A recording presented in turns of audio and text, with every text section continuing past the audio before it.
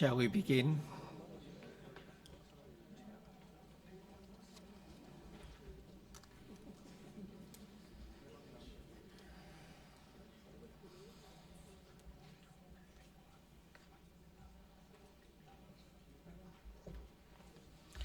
Good morning, Excellencies, distinguished experts, honored guests, ladies and gentlemen. I am Ahmad Faisal Muhammad, and I am the Ambassador and Permanent Representative of Malaysia to the United Nations in New York. It is my honor to chair the first plenary of the day on the topic Overview of the Current Situation in the Occupied Palestinian Territory, including East Jerusalem and international community obligations. We will begin by hearing from our esteemed speakers, following which I will open the floor for questions and comments from both the panel and the audience.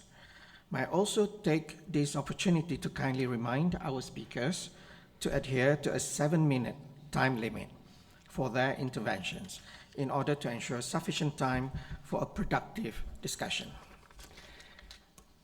Our first panelist is Mr. Maurice Khamis, President of the Palestinian Community of Chile. He was born in Piedjala in the West Bank and moved to Chile in the 1950s.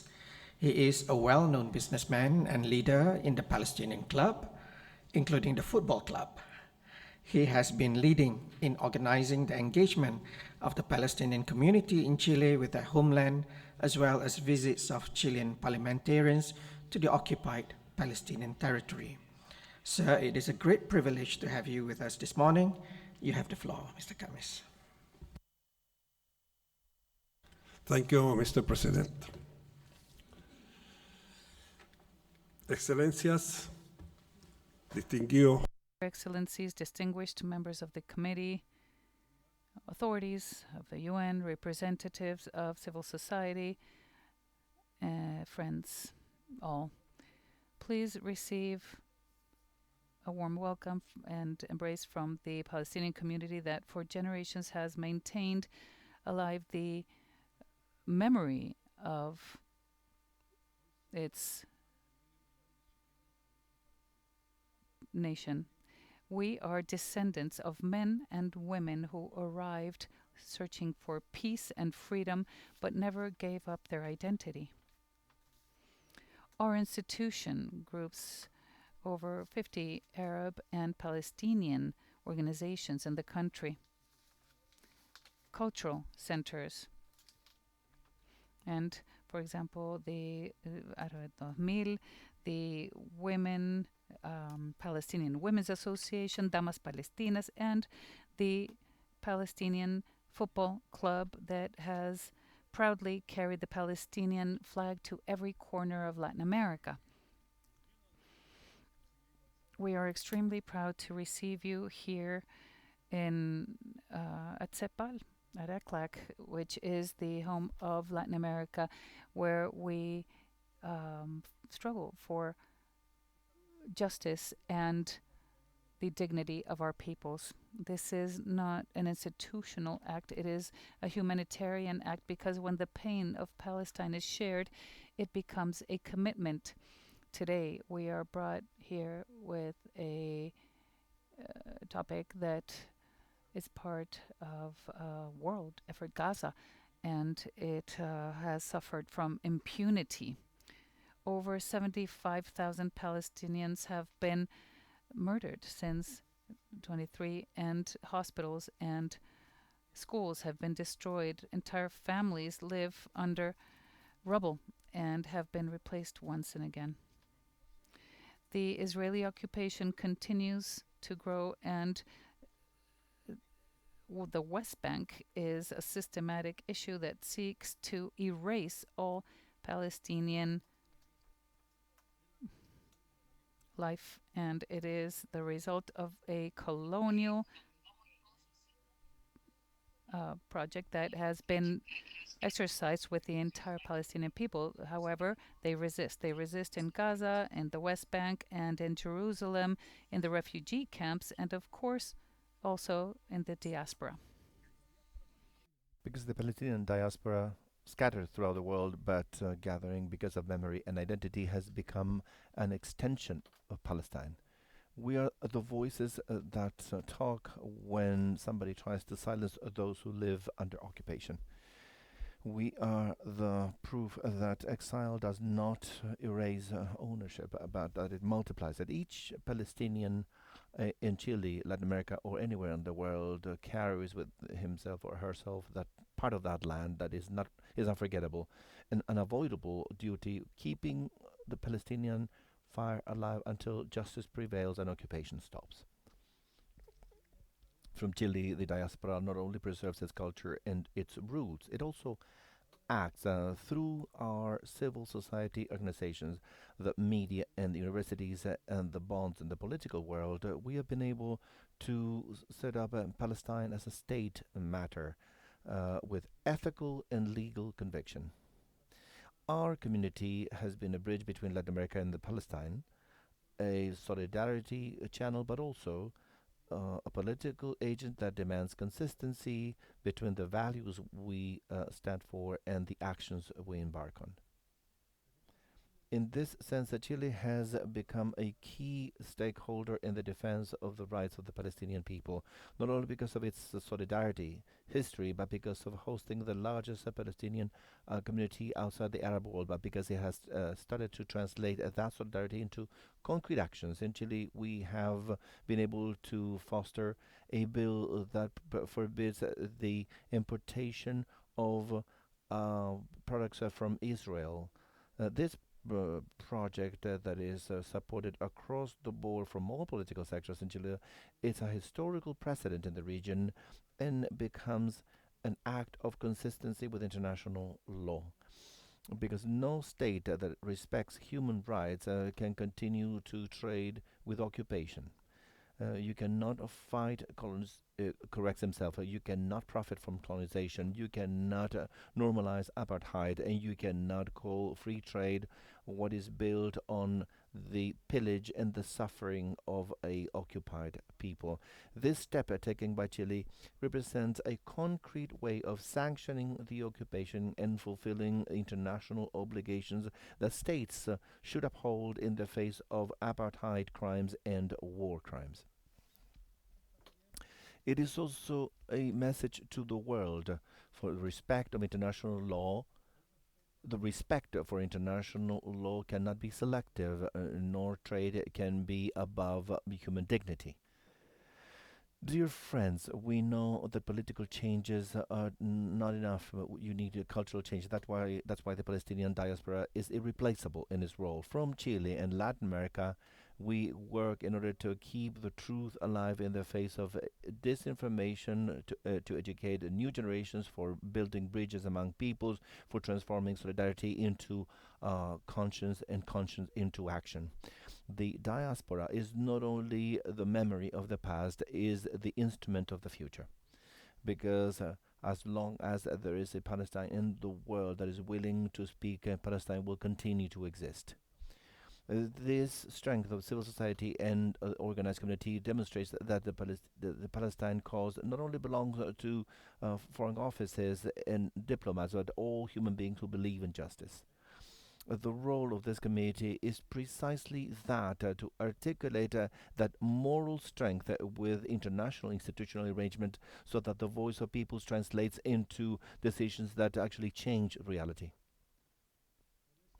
That is why we deeply thank you for your presence here in Latin America.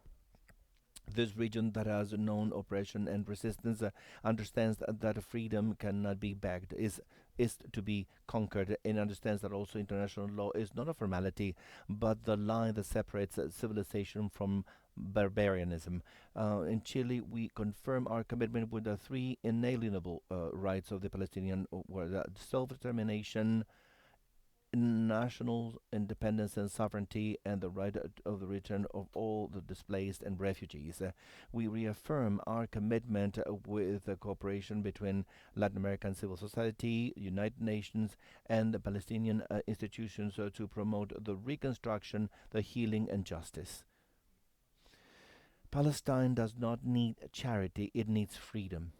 and freedom can only be achieved when occupation ends, when bombarding ends, when the apartheid walls are torn down, and when international law rules again as universal rule, not a political exception. Dear friends, from this corner of the south of the world, from the voice of a diaspora that doesn't forget, we say once again, Palestine lives, resists, and will reemerge. And we Palestinians in Chile and Latin America will be part of that fight until the word justice becomes meaningful again in our land.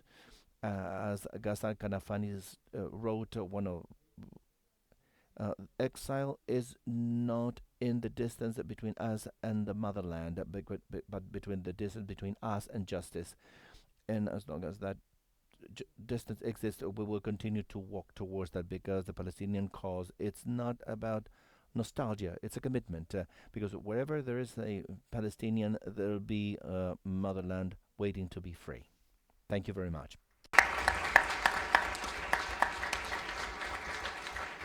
Muchas gracias, Mr. Camis. I thank you for your presentation and for providing a background on Latin American solidarity movements and major accomplishments in the path for the realization of the inalienable rights of the Palestinian people. Thank you. We now welcome Mr. Xavier Abu-Eid, who will be presenting the situation in East Jerusalem against the backdrop of the Gaza war. Mr. Abu-Eid traveled from Ramallah to be with us today, and for that, we are deeply, deeply grateful. Born in Santiago de Chile to a Palestinian family from Beit Jalal, he was an active member of the Palestinian community in the Palestino football team and as spokesperson of the General Union of Palestine Students. He has a degree in political science from Diego Portales University. After graduating, he returned to Palestine to work as a researcher and also became a communications advisor to the PLO Negotiations Affairs Department. He is the author of the book entitled Rooted in Palestine, Palestinian Christians and the Struggle for National Liberation, 1917 to 2004. Mr. Abu-Eid, you have the floor. Thank you, Mr. President. Es un honor estar con todos. It is an honor to be with you. I'd like to thank especially all diplomats that have stayed and the younger people who are here with us, because it shows the number of young people and it tells them what has happened in the last 2 years of a genocide has also changed the attitude towards the Palestinian cause. And the first thing that I'd like to say is that unfortunately we are not facing anything new or something that we don't know. So the information that exists about what's going on in the occupied territory of Palestine, everybody knows that. And sometimes when we get together to discuss in these fora, we are trying to reinvent things that are quite obvious and simple, and that obviously should also assume or give way to simple and concrete actions. This is not about retaking or reassuming a political process, but it's about how to end Israeli occupation of Palestine. And that is the key point in which we should work on. Because if we are going to talk about from the point of view of international law, I do not have to assume anything else. We have had 3 consultative opinions from the International Justice Court about the annexation, illegal wall, the illegal occupation, and the role of United Nations organizations in Palestine. And we are waiting for the specific work from South Africa regarding not the opinion, but the resolution about the application of genocide in Palestine. So it's all there. Also including, since 2004, the consultative opinion about the wall, what is the international responsibility regarding the Palestine issue, which seems to be quite forgotten. That's why and I want to be, I'm trying to be diplomatic, but it's hard with what's happening. It is shameful to have to be doing lobby today in 2025 so that products from the Israeli colonies are forbidden. that should be a responsibility that should be assumed by each state. It shouldn't take so much work, such as an embargo or arms embargo to an occupied or a state that is accused of a genocide. From a political point of view, Israel opposes everything. That is to say, it officially opposes the solution of two states, not only in the field, but with their legislation in Israel. It is illegal to recognize the Palestinian state, and one of the more racist laws, which is the Jewish nation state legislation, establishes that only the Jewish people can have access to self determination in an Israeli controlled territory. That some countries end up assuming as if it is just a detail, but we're talking about the normalization of an apartheid system by law. This is not something that we are just assuming, or as uh, a professor expert in Holocaust and genocide, Professor Ras Siegel. Here we're saying that for the first time we have a genocide case in which openly the state that is committing the genocide is telling us we're going to cut water sources, your animals. There's no innocent civilian.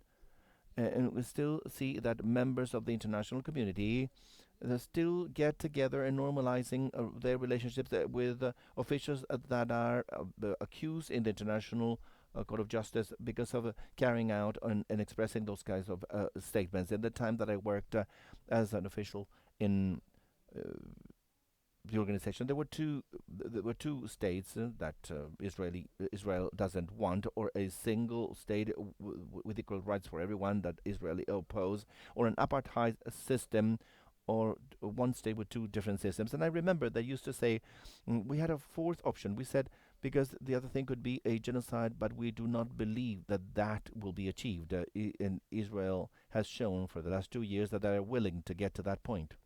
Because when we're talking about what happens in Gaza, we shouldn't forget that between the river and the sea in the historical Palestine, there are more Palestinians, Christians, and Muslims than Jewish. And the demographic issue for Israel is key because of the Israeli legislation. They assume that they're making promises for Palestinians to get married, to have family reunions, and to register their kids, to return to their land.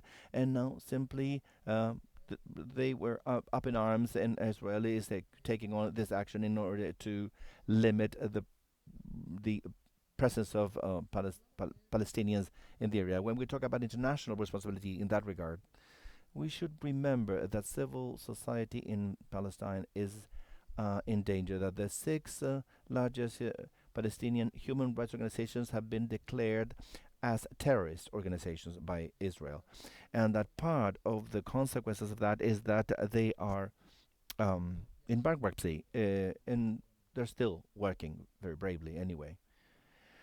An important aspect is the normalization of Israeli crimes against the Palestinian people. We talk about a ceasefire. Who talks about justice now? Who talks about or all the crimes that were committed? More than 20,000 kids were killed in 2 years, and nothing will happen regarding that. That should be a key aspect that should be assumed in any fu- political future, because there are two options here. And I don't mean that genocide can be an opportunity, but there are two options.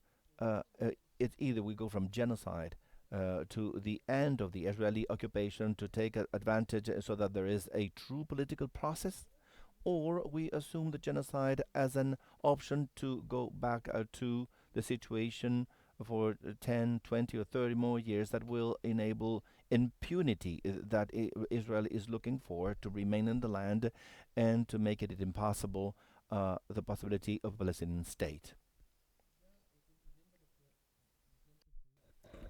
I am about to conclude because I am running out of time. I think it's important to describe the situation that Israel is carrying out in a more concrete fashion. I did not hear this morning that Israel is the state that has had the largest number of attacks on civil servants.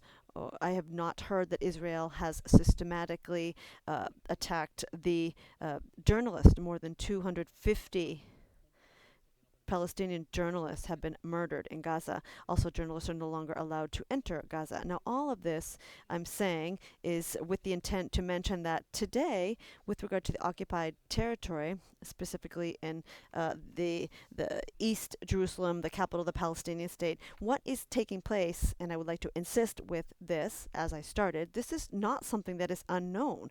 We have sufficient information, sufficient data, enough statistics, and it's just a matter of listening to what's going on within the Israeli parliament discussions to understand what is taking place. So the big question is, if after 2 years of genocide, are we going to actually see action taken in Palestine? In some cases, it's quite clear what is needed. In other cases, not so clear. Or, after 2 years of genocide, are we simply going to continue dehumanizing the Palestinian people to make sure that to have a policy that will allow for the Israelis to continue going forward? And I think that's going against the rules, and those of us here most likely agree. Muchas gracias. Thank you, Mr. Abu Eid, for that very, very compelling and I think very thought-provoking presentation. I think there will be many questions based on your presentation later. And thank you also for being here and to engage in this committee's conference. Our third speaker is Ms. Arlene Clemenshaw, who will provide an overview of the international community's obligations on Palestine. Mr. Clemenshaw is a Brazilian historian. She conducts research on the Jewish question and the history of modern Palestine. She is the author of books and several articles on the subject, published both in Brazil and abroad, including Palestine 1948 to 2008, 60 years of uprooting and expropriation, and education to preserve Palestinian identity, British mandate in Palestine, and the Israeli-Palestinian question. She was the Brazilian civil society representative to the United Nations International Network for Palestine from 2005 to 2015. It is a pleasure to have you with us, Ms. Clemenshaw. You have the floor.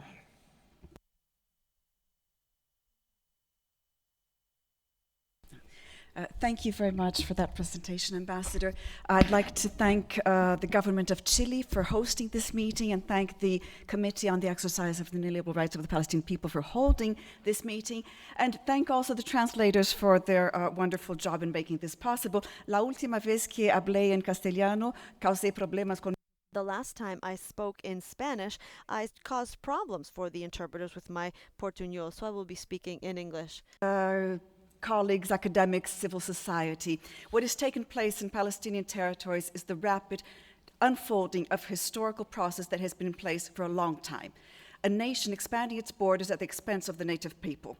Occupation, apartheid, and ethnic cleansing have developed into a horrific genocide perpetrated by Israel, with the active collaboration of the United States and its allies, and the complicity of each and every state that continued to engage with Israel even while it committed the most atrocious crimes, visible and known to all of us through citizen journalism, but also because the perpetrator has made no efforts to conceal its crimes. Since the failure of the Oslo process, the Gaza Strip has been viewed and treated internationally as an exception, a small territory at the margins of what was left of Palestine. In fact, Gaza has been the laboratory and the paradigm indicating the vision that Israel has for the region and the direction in which Palestine is heading. The 20-point plan for Gaza, presented by Trump, together with a ceasefire which is violated on a daily basis, reenacts old mandate system style formulas for imposing neocolonialism and fostering divisions in the local population, completely excluded from any political agency. Furthermore, as stated by Richard Falk, the Gaza experience, additional to its unspeakable concreteness as well as its prolonged character and multidimensional criminality, can also be usefully interpreted as a metaphor for the exposure of vulnerable peoples everywhere to the dangerous and self-destructive systemic features of the 21st century world order. The failure to bring safety and a future to the Palestinian people may indicate that we are on the brink of a new era where the elimination of vulnerable peoples and populations in enemy countries becomes the accepted norm, and means by which predatory nations, with their own capitalist crisis and greed for new lands, enrichment, exploitation of natural resources, and geopolitical arrangements that follow. As indicated back in 2008 by the late Uruguayan author Eduardo Galeano, we should ask ourselves who gave Israel the right to deny all rights. We should also ask ourselves that which has been the most pressing question for the past 2 years: who will stop Israel and make it comply with international law? The participation and responsibilities of so many Western nations in this genocide need not be repeated. They have been thoroughly investigated and pointed out by the Gaza Tribunal, the Special Rapporteur, and states, and have been stated exhaustively by independent Palestinian intellectuals. What we do need is to investigate the actions of those states which have not been mentioned in the Special Rapporteur's latest report and that are not considered partners in this genocide, but have also not completely abided by their international obligations. These are mainly members of the Global South, a non-homogeneous bloc whose main aspect is its potential counter-hegemonic character. First, very early on, most of these countries recognize that what is happening in Gaza is a genocide. Second, as in the North, in the Global South, there are important chasms between government and public opinion, but they do not always play in the same way because we are speaking of divided countries and divided public opinion.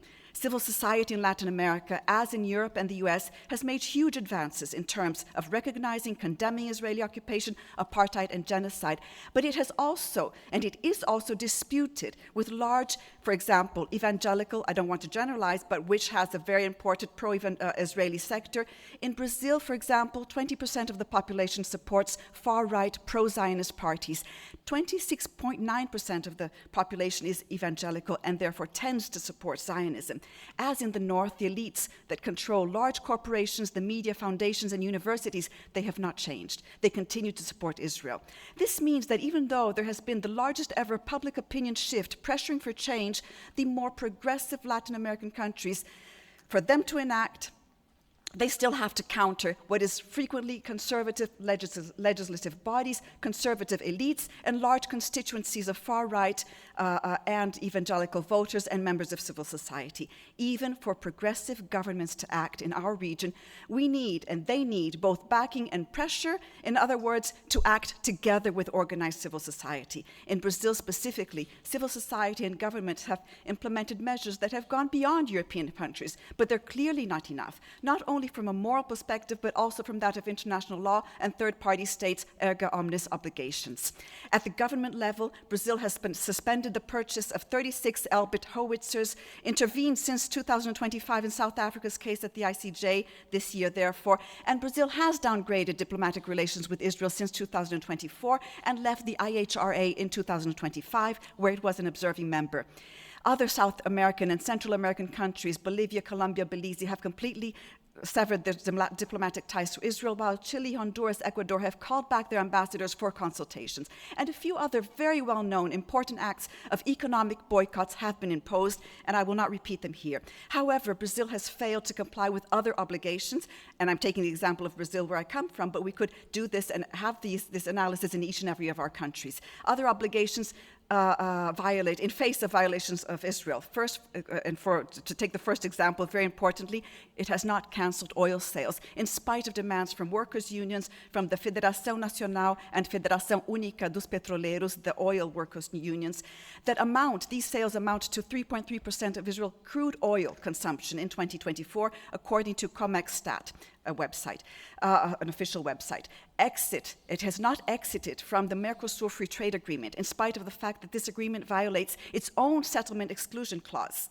And it could still cancel bilateral trade involving technological, military, and dual-use artifacts.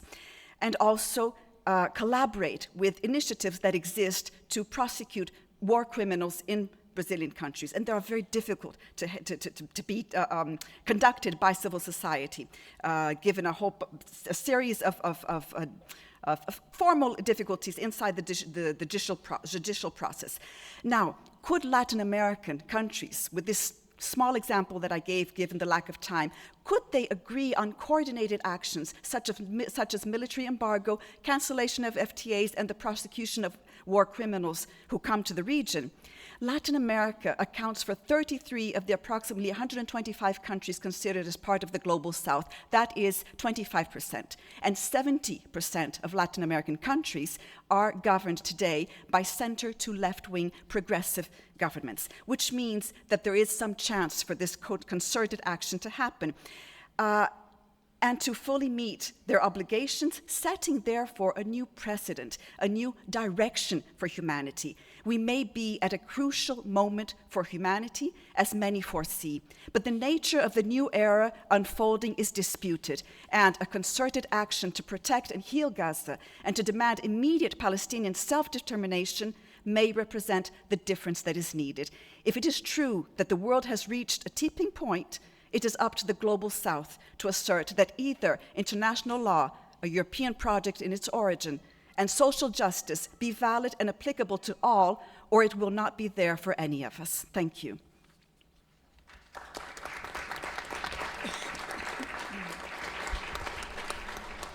Thank you, Ms. Clemishaw, for another very compelling briefing. I think very dense with information and also delivered with a great deal of conviction. I'm sure it will also attract a lot of questions later. Thank you for that. And now, I will now invite our fourth speaker for this plenary, Ms. Heidi Abushaibi, who will brief on the different measures implemented by the international community, including the establishment of the Hague Group, of which her country, Colombia, is a member. Ms. Heidi Abushaibi holds a doctorate in law, master's in analysis of contemporary political, economic, and international issues, and specialist in public international law and in negotiation and alternative dispute resolution.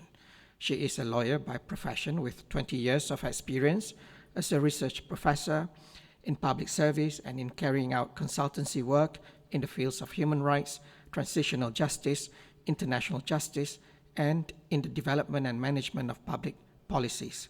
She's also an international human rights observer. Ms. Abushaibi, you have the floor.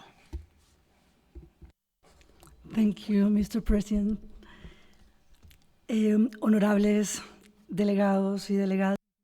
Honorable delegates of the UN Committee on the Exercise of the Inalienable Rights of the Palestinian People, distinguished speakers on this first panel, as well as the other participants present here, members of the diplomatic corps of the Chilean community as well, receiving us, and the government of Chile hosting this occasion. I will be speaking here in Santiago, Chile, at the Latin American headquarters of the UN. In other words, this speaking from a region that is well known with the devastating impact of war, of dictatorships, of pressure, of foreign intervention. I am speaking from a region that has learned that social justice is not moral luxury but a historic duty. This is a region that has also received and hosted thousands of Palestinians who are seeking new horizons, who are running from war and have found refuge in these lands, such as my grandparents who did this more than a century ago. This is a region that recognizes that the contribution of our community to peace, development, and to the universal concepts of solidarity and others. We are here joining, celebrating our solidarity with the Palestinian people. We are reminded every year that the freedom, equality, and other values cannot exist unless they are universal. And right now, that kind of freedom is still incomplete. I am very thankful for the opportunity to be here, and I would like to bring in three certainties behind my words. First, the prolongation, the extension of the occupation. Secondly, the fragility that we've already heard here on in the hands of the multilateral framework. And I will defend the judicial right and repair as the appropriate mechanisms to ensure the inalienable rights of a Palestine people. We are here not just to listen to ideas, but also to activate our right in view of this extended um, incursion and domination. We are for the ceasefire and negotiations because that is the only way to have a pacific coexistence between Israel and Palestine. I think that no negotiation can be feasible if it is not accompanied by mechanisms of justice that will honor the rights of the Palestine people. History will judge us, not just by what we say today, but what we have been able to do in reality. We want international law to become pragmatic and not to continue as a mere paper. The current situation in the occupied Palestine territory is not just a humanitarian crisis, as been described. It is also the proof of an international order that has lost its capability to respond. Solutions from the Security Council, from General Assembly, and other multilateral efforts in more than 100 resolutions have declared the illegality of that occupation and of the settlements.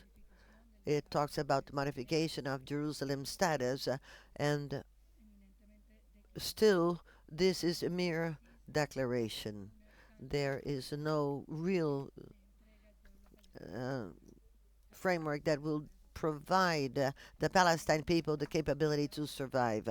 These are just declarations. An international community must recognize its responsibilities, but it does not get to make it concrete. We have had more than 7 decades of occupation, and the extension of the territory, systematic going against the rights of the Palestine people, and other.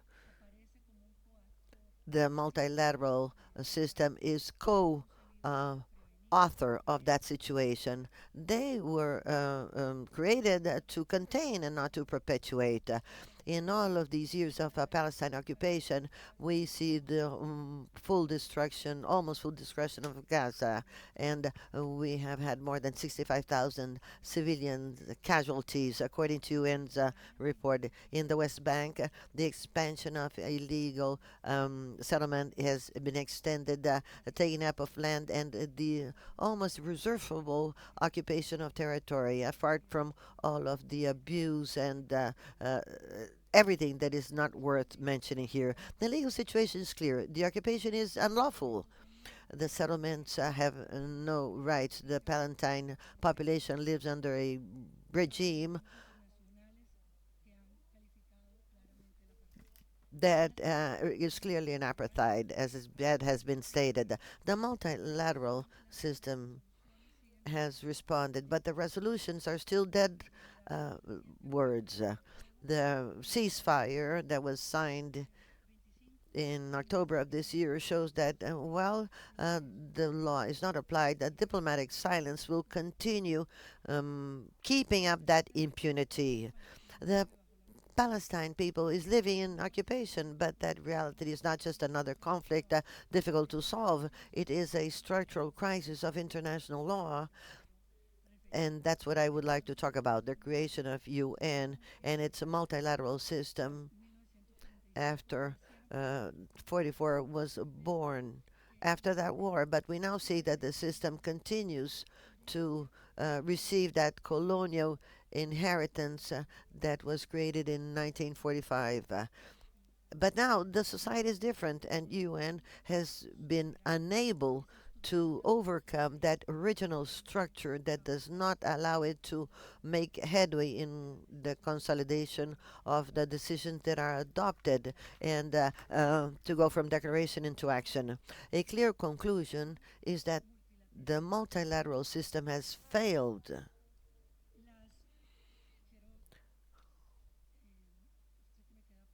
I don't have much time, I know, but I'd like to say that the international obligations that have not been met are not only on the shoulders of Israel. We must recognize that other states have the duty to assist in view of the serious human rights violations, and we must cooperate in order to put an end to these violations. And the UN system has the responsibility to make effective the principle of responsibility in view of this genocide. Not meeting these obligations have made international law an unequal field that is strict with some and weak with others. But in the middle of this desolate situation, what can we expect of international law? I'm not denying progress that has been made and that is on the table today. We have already heard about the International Court of Justice that has recognized the possibility the feasibility of genocide acts being committed in Gaza and is ordering precautionary measures. So we have already heard also arrest orders for some Israeli and Hamas persons, individuals.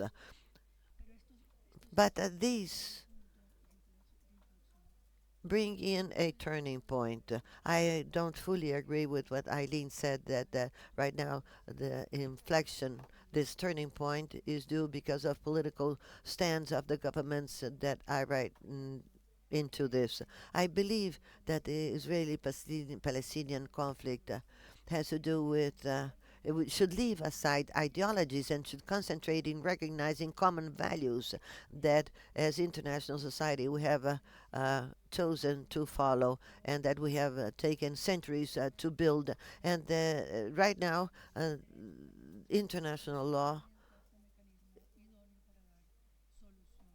is seen as the ideal mechanism to put an end to this. When I say it's a turning point, because I say that because it's not enough, but it's a beginning so that for the first time international law may be observed but may also act. But a belated justice is not full justice, and right now we realize that after more than a year of having set the measures, still today the humanitarian situation has not been overcome.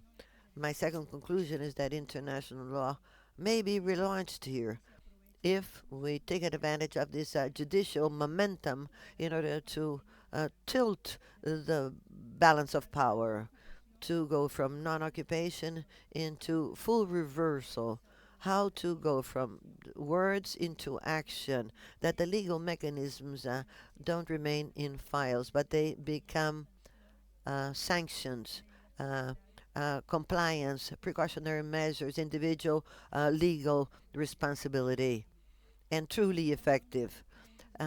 Call number 3 is not to leave this only to dialogue and diplomacy. When the occupying part,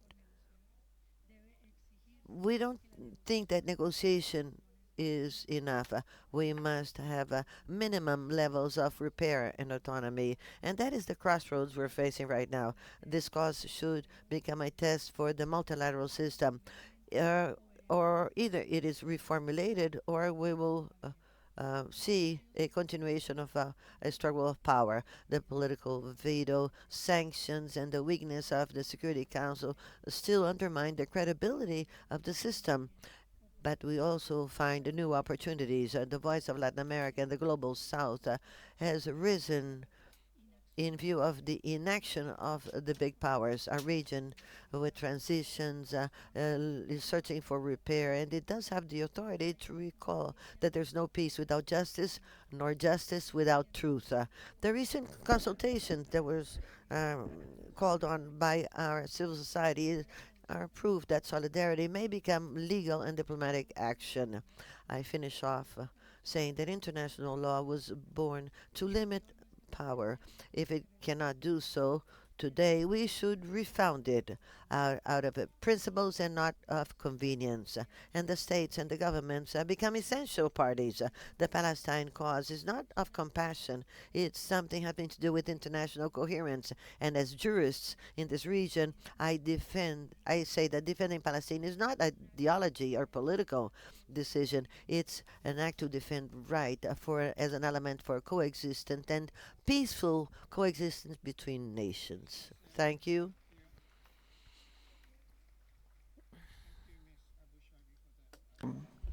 Not only insightful but very honest presentation.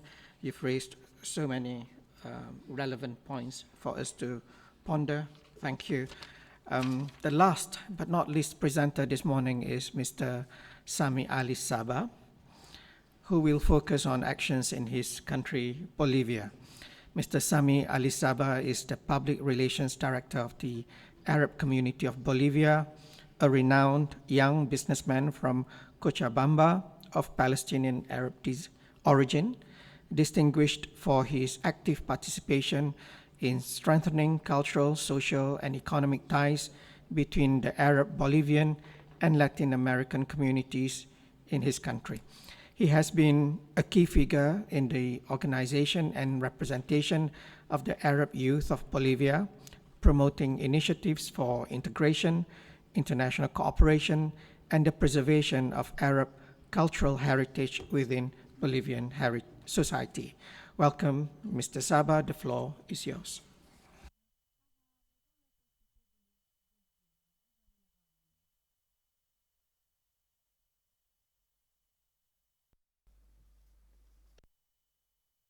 Bueno, gracias.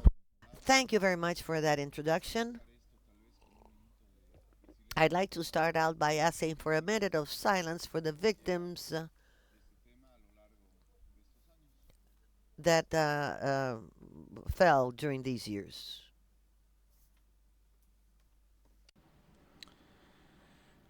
Bueno, de manera simbólica empezamos. That was a symbolic way. Now let me start. I am Sami Ali Saba, the grandchild of migrants. I come from the Arab Bolivian community. There we have a migration that is much older, but that has not been renewed. We have, for more than a century, been integrated into Bolivian society, and right now we are about 50 or 60,000 um, children coming from those original migrants. We are Palestine, Syria, Lebanese, but the sense of belonging and of going for that cause has always been Palestine. I must mention that migration came to Bolivia, and afterwards many came to Brazil, to Peru, or to Chile. So we have roots throughout the continent of South America. Bolivia, indeed, has had participation in this at the beginning. The migrants were integrated into society. We've even had presidents from Palestine origin, Juan Pereira in Bolivia. We have had leaders from such as Juan Leching from the unions, and we have had other migrants such as Victor Jandra. We have had a member of Congress for from Palestine, and after Oslo, this changed. And but right now we're into this. That is just for background information. We are a community that has matured, but that is very dispersed. We are trying to um, get together in activities, in institutions that we have been forming throughout these years, so that we once more may become this Arab community, a community that wishes to become even stronger. We believe that the solution is indeed the implementation of international law. It's very sad to be here in this fora and debates, as we've just heard from previous speakers, that doing lobbying to talk about rebuilding when we should be talking about reconstructing a future. It's sad to be here in this kind of forum trying to create aspects. Internationally, I believe that Palestine has brought a lot of attention amongst many young people, but we don't need affection. We need to get this to uh, bring results. Right now, we have a tremendously tall wall, but apparently throughout the world there are other walls. That is why here we are calling on uh, states to follow international law, to implement these values. The Israeli conflict is is not only Israel's conflict, it is about respecting international law, international rights. What happens today to Palestine can happen to anyone tomorrow. So it's not only about the future of Palestine and only what is happening to Palestine. We wish to leave the responsibility of all players, that the role that we will all have in this matter. The challenge is to maintain the Bolivian position. As a society, I believe that in the last 20 years, Bolivia at macro level has had an important role and was quite solidary with the Palestinian cause. We also believe, however, that this has been due to ideological matters. I personally believe, and it is the feeling of those who I represent, that Palestine cannot be a cause that belongs to one side or another. It is a huge cause. It is a fair cause and a greater cause, not to be bought by one side or the other. It needs to be a cross-cutting cause. That is why our challenge today as a community is to be able to maintain and preserve this relationship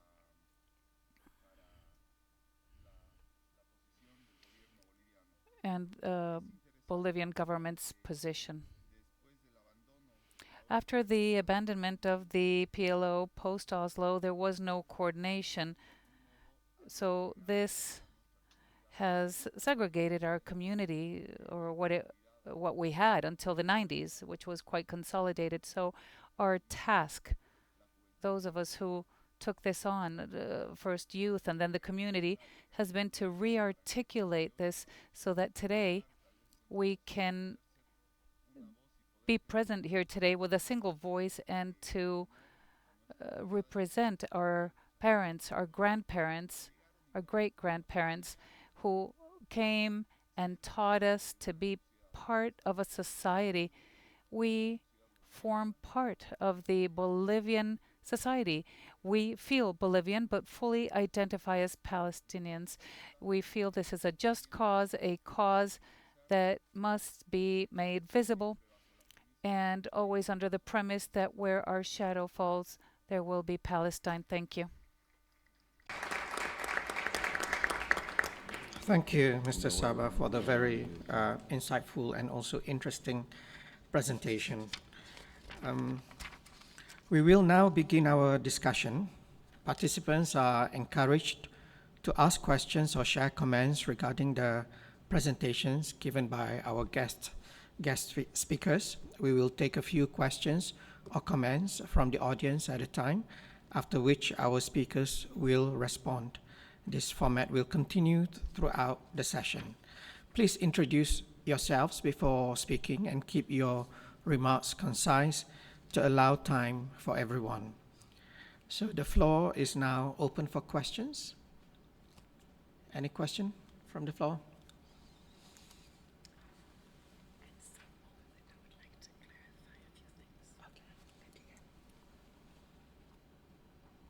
The first one is always difficult, and then it will keep on coming.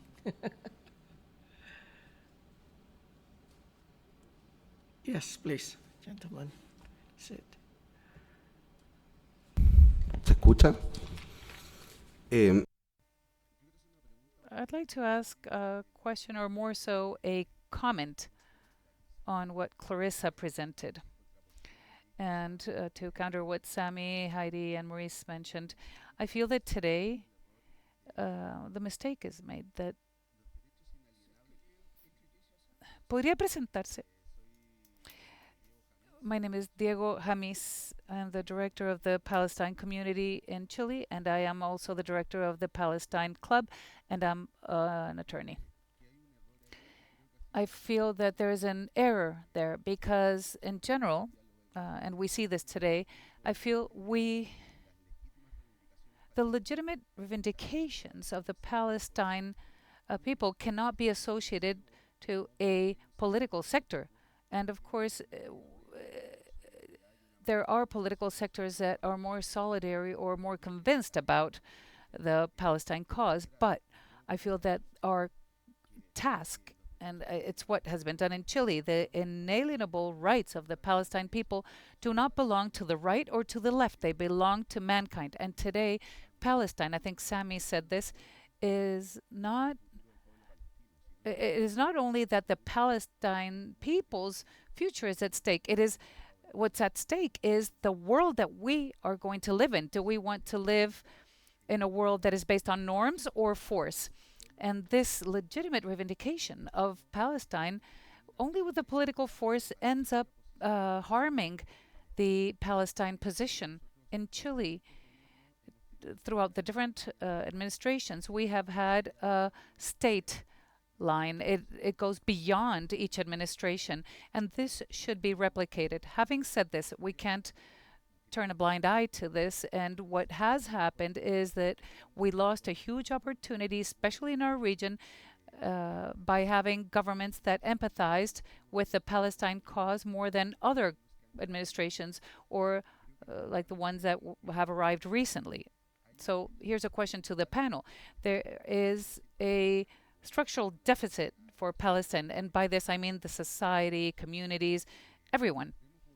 We have governments without an effective coordination, without coordination with the communities, and this did exist in the past. So nowadays there is no coordination. There are no specific or concrete measures being requested from the side of the Palestine people. So I'd like to hear from the panelists. It's very detrimental, and I feel that we have an opportunity today. We have a majority support by most of civil society, by the global society, and in most democratic states, we see that sometimes it's a problem for the states. And beyond the occupation or the use of communications with the flagrant crimes against the Palestine people, what can the Palestine people do to generate a narrative that is validated and that will allow us to take these steps, which after 2 years of genocide brings us an international community that we believe could help us go beyond the international legality? Is there another question? Yes. Gracias. Mi nombre es Paulina Acevedo. Thank you. My name is Paulina Acevedo. I am a reporter, a defender of human rights, and a member of the Defenders of Palestine. And I would like to ask Avoid. We studied at the same university, I would like to thank the comment you made regarding the press. I'm a journalist, and this position has been taken as part. It's a piece of information. I think it's related to the genocide that is underway, because the massacre and murdering of journalists that has even been larger than the two world wars is part of what we are denouncing, and it has to do with the crimes that are taking place at this moment in Palestine. We need to look at it from that perspective as well. We shouldn't look at victims as numbers, but we also need to understand that there are certain facts that constitute a specific situation within this genocide, undergoing genocide. I also, you also mentioned a fourth option of the two states that would seem strange when the UN and says the Palestine state does not have a situation of equality with the other states. It can only be a participant, but it cannot vote. So first, perhaps we would need to change that so that Palestine could participate in equal conditions. Those are my two questions. Thank you. Question, yes, right in the middle. Yes, you. Hola, soy Víctor. Hello, Victor de Correa Lugo. I'm a presidential advisor for the Middle East in the government of Colombia. My colleague Heidi and I were having a discussion this morning, very interesting, and I bring it to the table now because I ask, isn't there an excessive valuation of the law? There are no questions on the Palestine conflict, on genocide, on the apartheid that doesn't have an answer in the law. In the year 2004, we were at the International Court of Justice, and there was an opinion against the wall, a consultation, and people said, oh, now the law has a space for this. So to what extent has the law become a circular discourse that self-regulates and self-justifies and perhaps serves as a means to other situations? So the Palestine state has a right to be involved in this discussion, and I include myself. We constantly cite all the international laws, but this doesn't take us to a concrete reality. So I agree with Heidi in many of her affirmations, but also I also asked, to what extent are we not offering excessive importance to the law in a dogmatic way without having significant advances to the Palestine situation? Good comments. I will open the opportunity to the panelists. Anybody want to start addressing? Yes, please, Arlene, maybe. Muchas gracias. Well, the question is, why am I not in disagreement with all these comments that Palestine should not be politicized? Well, I agree. But the question really is, where will this political desire to defend international law come from? That is the question. What I was presenting was an analysis of the configuration that we have in the region and of the fact that if we knock on Argentina's doors, we won't have a defense of Palestine rights and of the law for all. In Brazil, if you go knocking on Bolsonaro's door, we won't have a defense of international law because the times we live in are very strange. We're not living in normal times.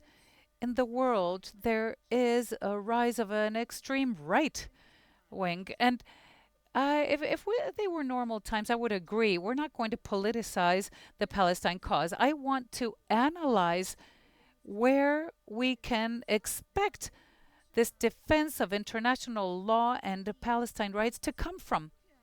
Because with the international situation, with this rise of extreme right, we see in governments and civil society sectors and in different progressive sectors, we see that democracy today is being defended by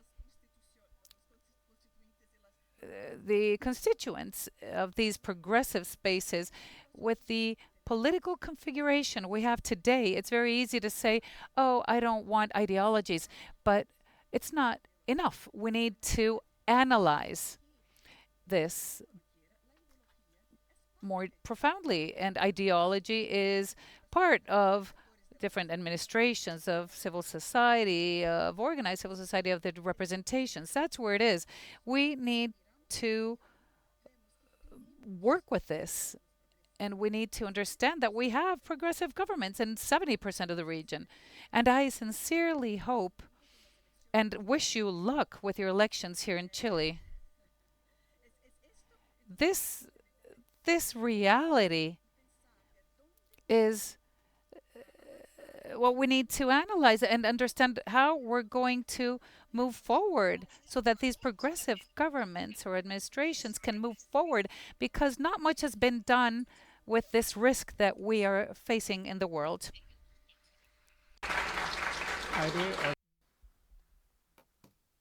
Do you want to add? Please, go ahead. Thank you, Mr. President.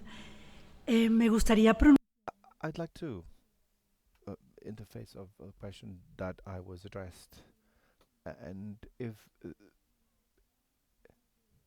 is that about the context of law. Well, I can give my point of view regarding this discussion in terms of ideology and whether the Palestine issue may be separate from discussion between right and left.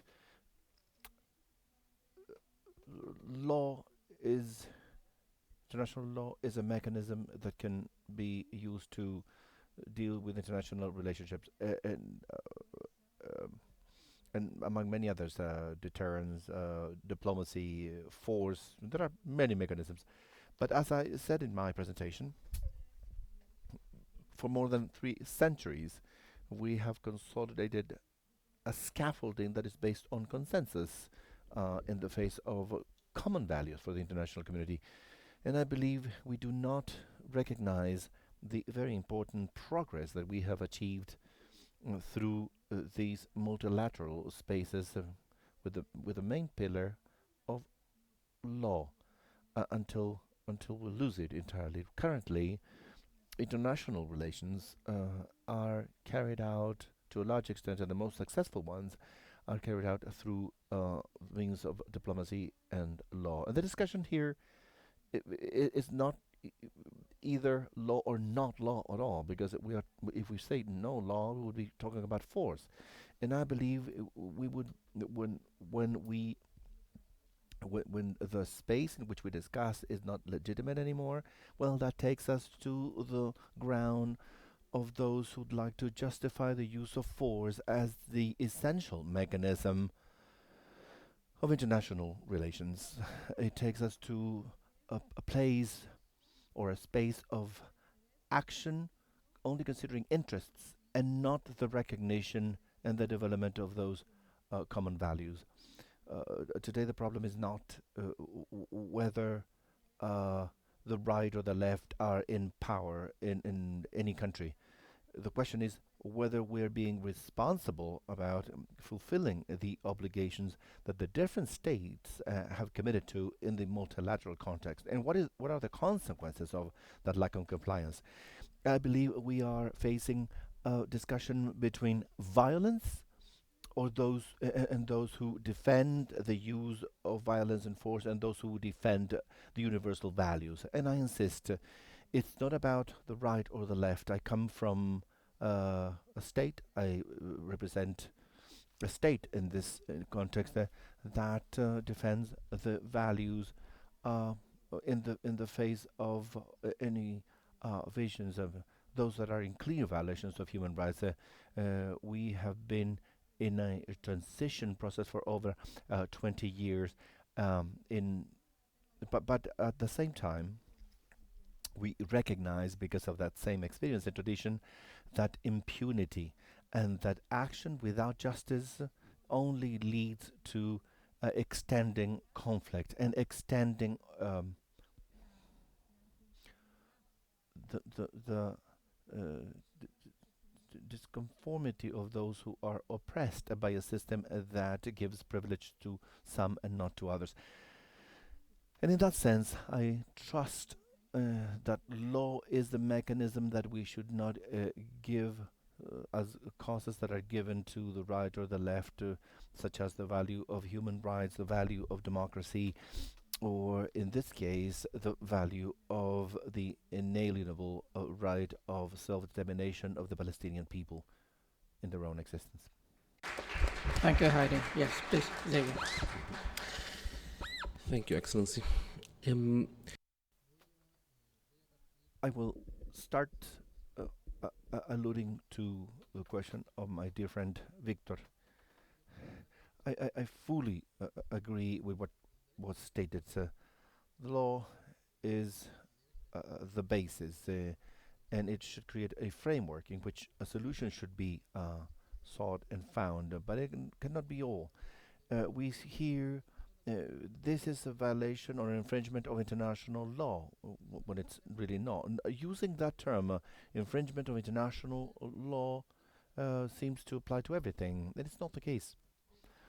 But clearly, Israel is a state that systematically violates all his obligations, humanitarian international law. There's one thing that is not mentioned very often. Israel is the only member state of the United Nations whose membership through Resolution 273 was conditioned to the enforcement of three aspects. The United Nations Charter, Resolution 181 of two states, the Resolution 194, the right to return of the Palestinian refugees. And 77 years later, Israel is still a member, and its membership in the United Nations is not even questioned. Not only because of the fact of openly attacking United Nations workers, preventing the work of United Nations committees and commissions, but also infringing their own commitments by becoming members of the United Nations. And in that, I think, taking Diego's comment, because I think Palestine has a position based on principles. Palestine says occupation is illegal. Palestinian state needs to become a reality. Israel should retreat, should withdraw. I mean, that cannot be called a strategy. That's a position. And on the premise that there is no strategy in terms of what to do in concrete cases, for example, and the specific ones that you mentioned. But there's a second part to this that we should not forget. Here we're talking about an ideal situation. In an ideal world, a Palestinian cause is not a cause for the right or for the left to defend. Historically, if we remember, one of the main drivers of the Palestinian cause in Europe was Jacques Chirac, somebody from the right. If we look at the reality of some governments currently, the case of Ireland, which is not a leftist government, Belgium, that is, it's a coalition government, we find cases in which there are administrations or governments that have taken a position, although belonging to the right side of the spectrum. But we have also seen positions of right parties. The Partido Popular in Spain, they have attacked the humanity of the Palestinian people, that I believe should be mentioned. Chile, which is the largest Palestinian community outside the Arab world, none of the three candidates of the right has condemned the Israeli genocide against the Palestinian people. So if they're not able to condemn a genocide that is taking place against people who are directly involved with their own people here, I believe it's something that needs to be discussed. And I insist, I don't think it relates to the right or the left, but it's a conception of the world. When there are candidates saying that Chile shouldn't be involved in that, well, maybe that could also happen in other contexts. But when there's a genocide involved, I believe there's a real problem when we see those things. We see the President-elect of Bolivia receiving the Director General of the Foreign Office from Israel. The President-elect not receiving a Foreign Affairs Minister or a Deputy of Foreign Affairs, a General Director. I believe, I don't think they would have done the same with Palestine, if you ask my position. So I believe there are elements in which we need to work so much more, but we cannot assume the logic that the Palestine cause should happen the same everywhere, regardless of the cases that I've just explained, that there have been specific governments in Europe from the right that have adopted principled positions regarding the Palestine situation. And regarding the question about media, Israel has a long tradition of attacking Palestinian media and press. Of 1948, dozens of Palestinian newspapers disappeared from Jaffa, Haifa, and other places. Selective killings of Palestinian journalists, Kamal Lasser, Haram Mokbel, are things that happened since the 70s onward. Shirna Wakle is one of the latest cases, a well-known case, 250 journalists that were killed in Gaza, but this is coming from before. And I believe it can be connected with the latest news talking about the passing of a law in Israel of death sentence. Somebody asked me, well, Israel has never needed a law or an act to kill Palestinians. They've been executed. But that specific act, what does this show? Is that Israel doesn't care about their own image outside. Israel, that is a state that has historically considered itself to be part of the liberal democracies, and in Europe, in some sectors, a very few, but still say that they share values, with Israel. Well, today Israel openly runs against the values of that world in the case of Palestinian journalism, and the attack against Palestinian female and male journalists is a reality. Any more response? I mean, no? You want to say anything, please? Bueno. Well, Javier mentioned Bolivia, and I believe it is important to also understand, taking that as an example, the moment that I believe we're in when we are framed by an ideology, that means that either the right or the left opens or closes the door, or things like that. However, I believe the fact that one side of the spectrum opens the door means that the other end is closing the door. And it's clearly what is going on now in Bolivia. We come from 20 years in which Bolivia broke relations with Israel. A new government steps in, no matter if it is a director, but immediately the intent is to look for that link.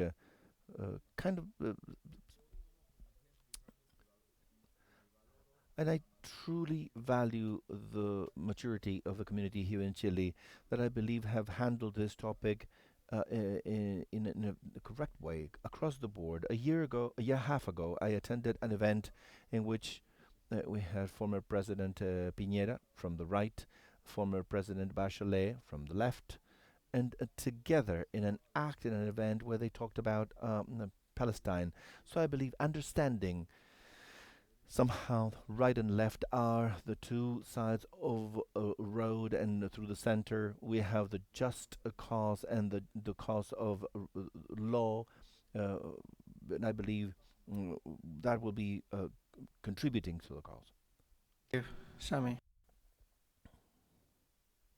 We'll open the floor for another round of questions, please. Yes, please. Hello, good evening. My name is Amelia Silva. I'm a student of International Relations, and I would like to first of all thank all the people here, for also diplomats, people from other situations. It's really nice to see here young people like me. I'm a descendant of Palestinian, And first of all, I would like to say that here, young Palestinians from the community, we have tried once and over to help our people, even though we don't have that much power as you do, diplomats who are right here standing on and listening to me. But we have tried. I mean, I have seen faces here in many protests with solidarity for people in Palestine. I've seen a lot of people here who are part of other things who have helped. But my question here is how us, young people from Palestinian descendants, from our community, how can we help our people who are back in Palestine, knowing that we are facing a genocide with power of other countries such as Israel, for example, or the United States who are helping it to keep this genocide keep going? I mean, how can we help? How can we young people help our people? Because we can protest, we can help other diplomats, we can give anything we have as young people, but how us can we face this? Thank you. Thank you. Thank you so much for that. Very, very good question. I think, Ernesto, you want to also chip in? Thank you, Faisal. Bueno, en primer lugar, agradecerle a Ernesto sobre My name is Ernesto Salvador. I'm the Cuban ambassador to the UN. I would like to thank you all for the opportunity to take part in this debate, and I would also like to say some remarks and ask a question of the panel. Now, we have talked about the minimal effectiveness of multilateralism with regard to solving the Palestinian issue. And let's be honest, we know that one of the main responsible parties of this lack of effectiveness has a name. We have also talked about the murders of journalists to shut up the community, the voices of truth. And there's a direct executor of that, but there's also someone sponsoring this that is allowing for these actions to go unpunished. Now, here we know that this is happening within the U.S. society. We see that students' visas are being withdrawn, federal funds from universities are being withdrawn, with the view to shut down the civil society voice in the U.S., calling for a solution to the Palestinian cause issue. And we know that the responsible party for that also has a name. We've also talked about here the lack of admitting the Palestinian state as a full-fledged member of the UN. We also know who's responsible for that. So my question for the panel is, how can Latin American civil society, what can Latin American civil society do to have closer ties with the U.S. civil society and thus bring about greater support for the Palestinian cause within the U.S. and as such bring about change in how the U.S. government is acting, the main responsible party for all of the components that we have talked about today, this morning? So what does Latin American civil society see in terms of ways to strengthen those ties so that there can be change within U.S. civil society to thus bring about changes in the course of the U.S. government? Thank you. Perhaps we'll take one more question. Okay, two more questions. See, it started quite slow now. People cannot stop. Please. Hola, buenas tardes ya. Good afternoon. First of all, I would like to thank you for this occasion, for this opportunity to take part. I would like to thank the committee and all the representatives present here today. My name is Ayahel Hamidi. I am a student of law at the Finisterre University. My question is as follows. Much of what I've heard thus far is about the two-state solution, as if this were a real possibility. Now, despite that, facing when we know that there's been prolonged occupation of the West Bank, impact on the civil society, and we have seen the ongoing infringement of international law and human rights. So, given all of that, how can this proposal be maintained without previously offering true ways to allow for the law to reign? And as Latin American law students, how can we make a contribution to international law? And what can we do to make sure that international law is not just a symbolic statement, but that actually becomes a real tool for the self-determination of peoples, and in the specific case of the Palestinian people? From the back, yes, please.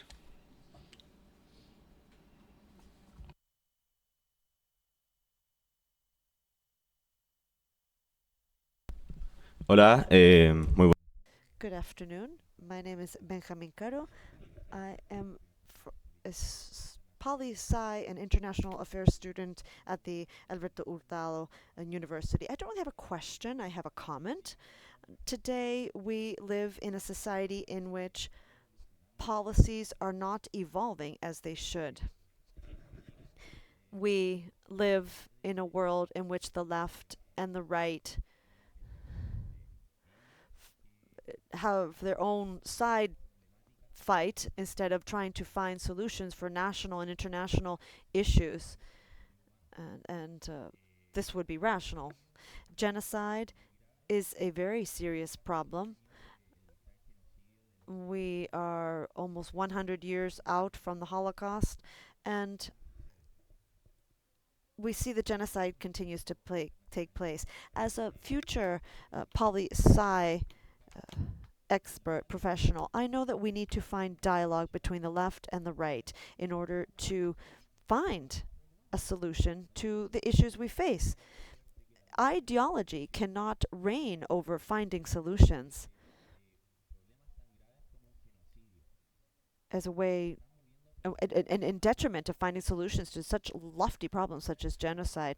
Now, today, many politicians do not support doing away with this, putting an end to this because of ideology, and that is not good, and we need to find a way to do away with that. So we open the floor for the panelists. Bueno, muchas gracias por esta. Thank you for this opportunity.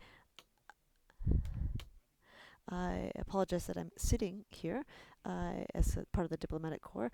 I come from the University of Chile, and I work in international affairs. Now, there were many interesting elements that were addressed today. We need to recognize that social mobilization has created a situation in which the countries have taken a political stance. Now, this just did not happen from scratch. There have been strikes in Italy, in Spain, and in Holland and other places. The right government has been placed in jeopardy, and if we have a left government here in Chile, we will have to take that course as well, and we have to pressure Zionism, regardless of it's a left or right-winged Zionism, because Zionism has penetrated all aspects of society,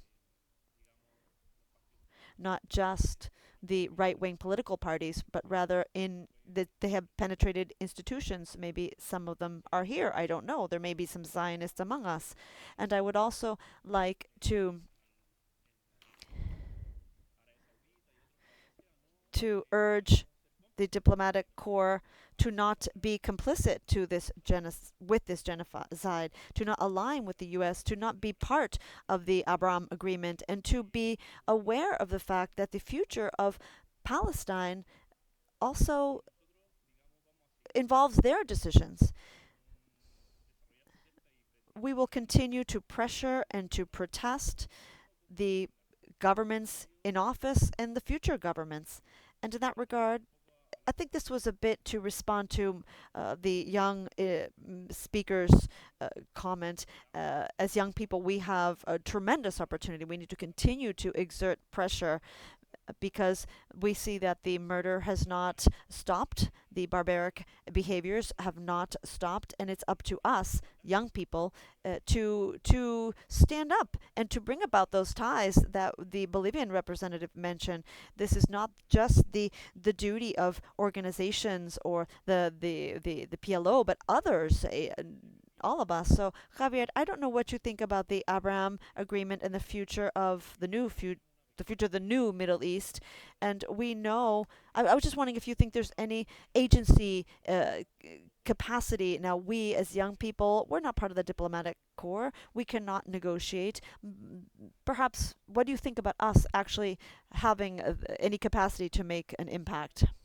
More minutes for all the panelists to respond to the very interesting questions and perhaps give your final thoughts. So maybe I start from this side. Maurice, you want to say anything? Please. Sí, Yes, I would like to comment on.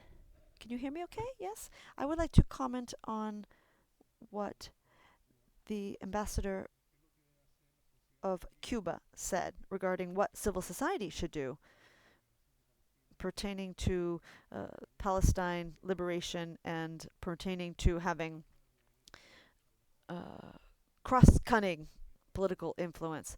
I'm going to speak from my own experience. Now, historically, in this country, and I'm referring to dating back to the 50s and 60s, when the Palestine occupation issue was always supported by the leftist, roughly 15, up until 2011, I would say, when a right-wing government, Sebastián Pineda, recognized the Palestine state.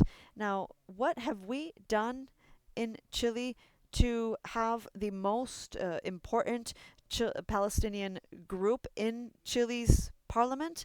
Well, we have always talked about the Palestinian reality. We have done away with the wall that the Israelis put up, and we have ensured that information in Chile is not so filtered. It is, though, and unfortunately people believe a reality that is not what is actually happening. So let me talk about what we have concretely done. I know we've talked a lot about international law here, but I think we need to refer to concrete actions. And some of the concrete actions that we have carried out over the last 15 years have been taking the parliamentary opinion leaders, the press, to actually see what is going on in Palestine. That's very different from having a lecture on the current state of affairs in Palestine or handing them a history book on the Palestine state or what the Palestinian people have been dealing with 80 years. It's quite different when you are in situ, having contact with the Palestinian people, and seeing their suffering, seeing what is going on at the checkpoints, and the constant suffering that they undergo. So we have taken roughly 200 parliamentarians over many years. We started doing this when President Boric was a deputy, and this has enabled them to see the reality. And those people carry that situation in their hearts because they saw what was really going on. Now, during the first trip, there was a descendant of the Jewish people, and he said, I'm happy to be here to see what's really going on. It's important to me. So this individual is one of the most relevant activists, pro-Palestinian activists in Chile today, even though this person is a Jewish descendant. So that's a concrete action. Bring people to Palestine. Let them see first person what is going on. And let them see that the Palestinian cause is cross-cutting. Now, in fact, the law we have in the Senate today is supported by all of the political parties. Therefore, that's important. It's important to mention that it's a human rights-related cause and not a political cause. Sami, you want to add 1 minute final thought? Thank you.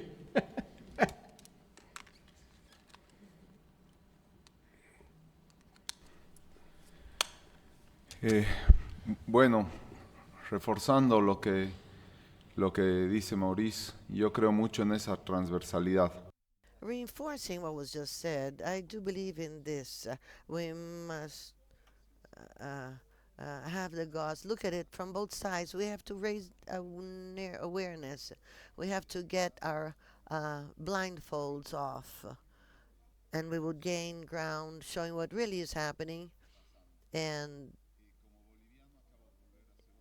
in Bolivia, well, we have just been into the West Bank and we have looked uh, at what was happening, but we couldn't go in because we are a country without relations with Israel. We can't get a visa, and this is painful. It's painful to see the lack of concern on both sides, and also the authorities seem to have abandoned the people. We have recently had a change in administration, so we can now say that there's the presence of a director or a vice director, uh, and in the new president, we witnessed that the authorities have not been preoccupied in the past in Bolivia. They have not had an active role, and the community had a state saying that they would support, then that was it. Nothing was done. We have, as community, been left behind, abandoned. We must try to manage things, and we just get support from whatever we can. We take advantage of this kind of instance because here we may adopt new relations and do more for the needy. Alan, thank you. Indeed, the question is very important. How can civil society have ties with the civil society that is right there in the middle of the fire?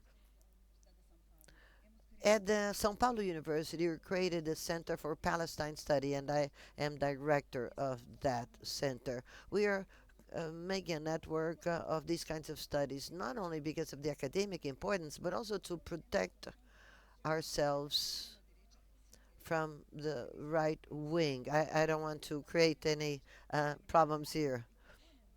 And they are putting at risk the young people who are penalized for defending Palestine question. And there's also an internal problem with the social issues, the landless, indigenous, and so many that have a common cause. And international law should be applied.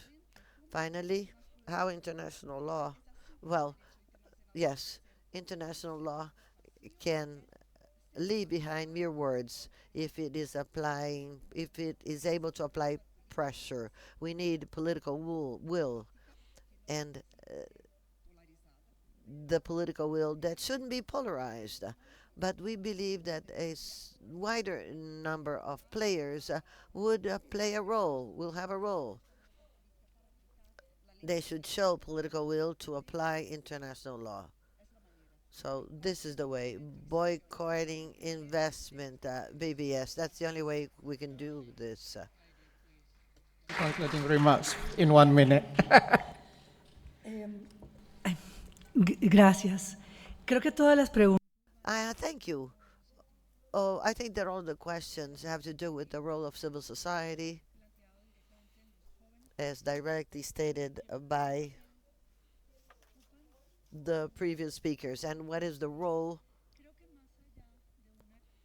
that we can play.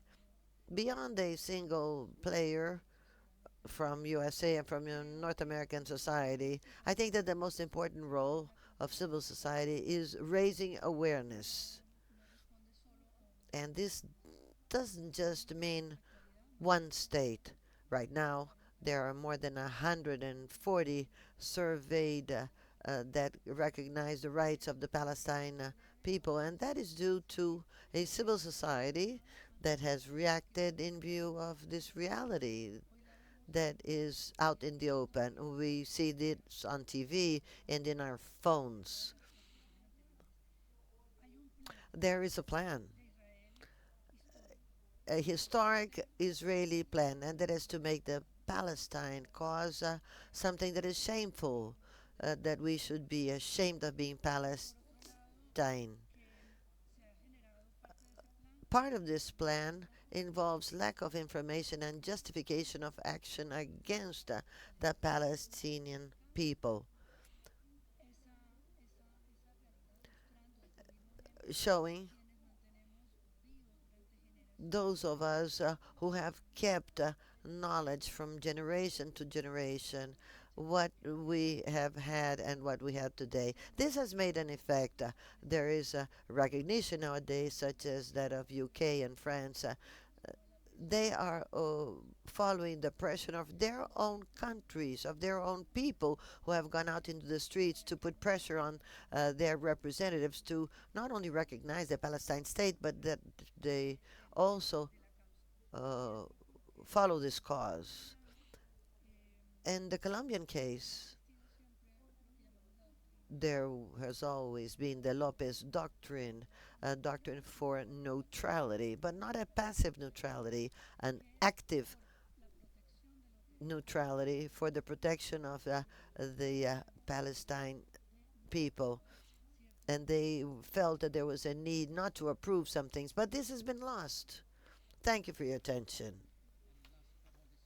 Xavier, you have the final word. Thank you, Excellency. Voy a ir. I will very quickly go into what hasn't been answered yet.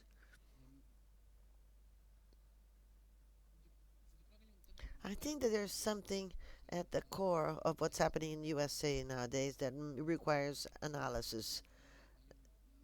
There is a very interesting ongoing discussion in the Republican side in USA vis-a-vis USA's stand. And this should be analyzed. There are people today who are pushing President Trump and the U.S. administration to adopt a position that is much stronger than the one adopted by Biden. Then perhaps this genocide could have been avoided, but there are very important elements to understand and to see what's happening with the USA civil society. They are the ones who are pushing this, including Christian non-Zionist groups in America. Let me finish off saying two things. First, social mobilization. That is the most important thing I heard this morning here.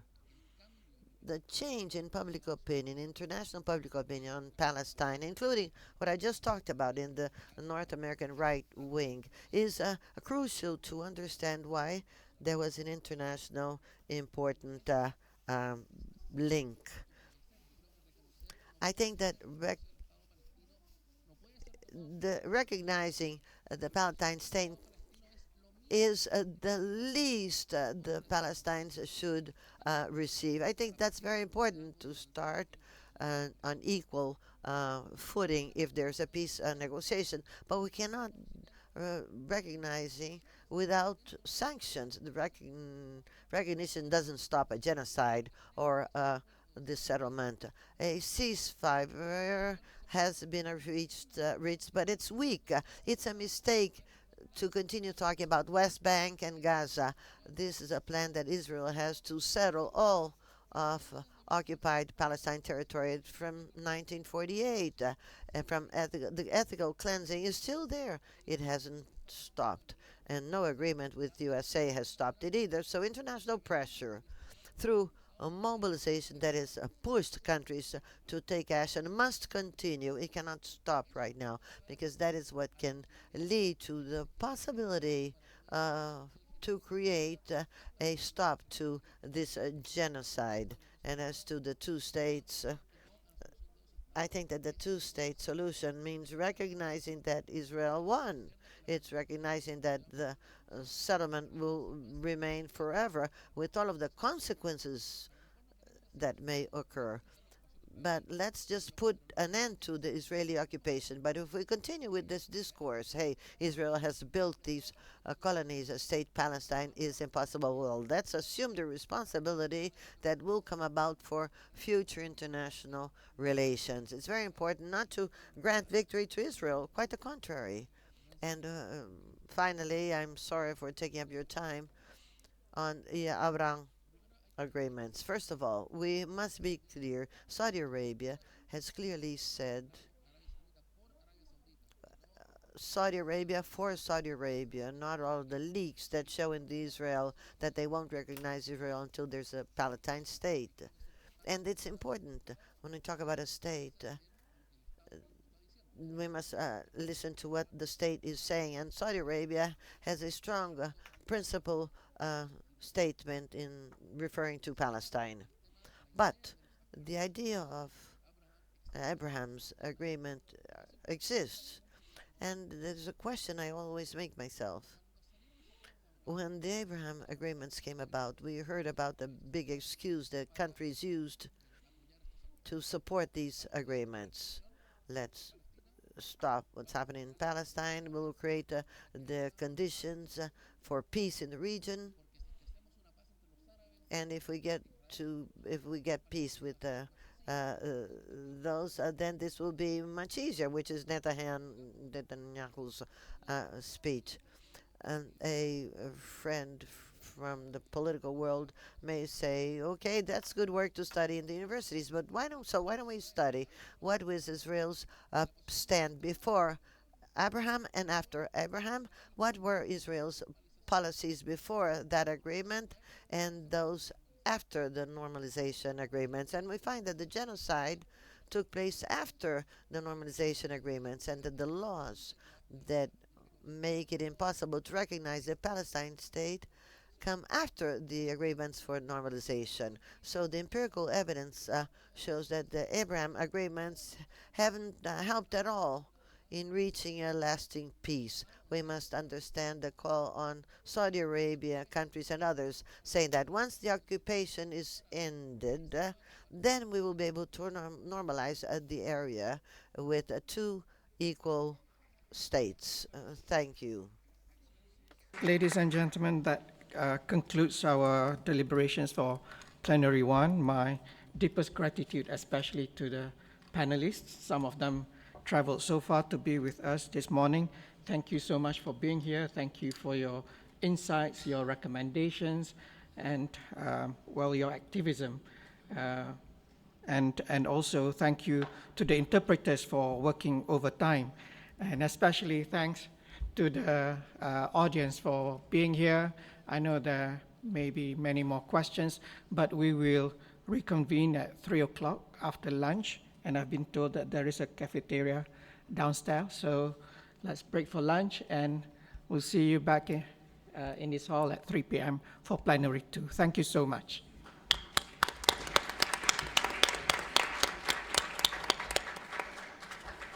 Thank you very much. Thank you.